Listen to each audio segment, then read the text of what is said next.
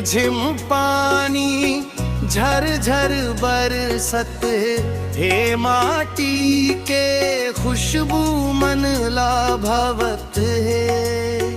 संगी संग खेत मन काम करत हम गावत नाचत दिन ला बितावत हम। रोपा लगावत तोर संग हसत हूँ तोर संग रही के सुख पावत हूँ।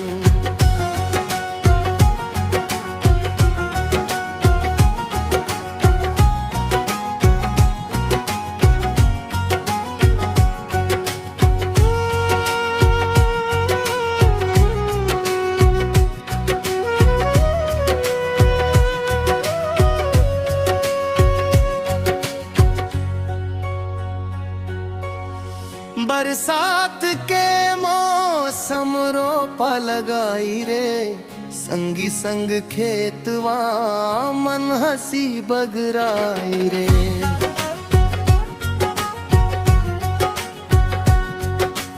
पाँव मन की चढ़ मन मन प्यार नयन मिल गए होगे इकरार हरियर हरियर।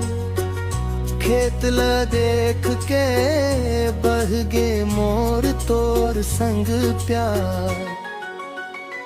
बादर के बरजे बिजली चमके मोर हाथ ला झन छोड़ बे। रोप लगावत जन्म जन्म तक मोर संग हसत गावत रही वे। बरसात के मौसम रोपा लगाई रे तोर संग मोर जिंदगी सजाई रे। धान के बाली जैसने लहराए मोर प्यार तोर बर बढ़त जावे रे।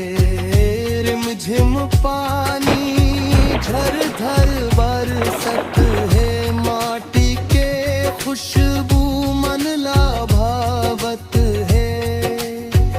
संगी संग खेत मन काम करत हन गावत नाचत दिन ला बितावत हन। रोपा लगावत तोर संग हसत हव तोर संग रही के सुख पावत हन।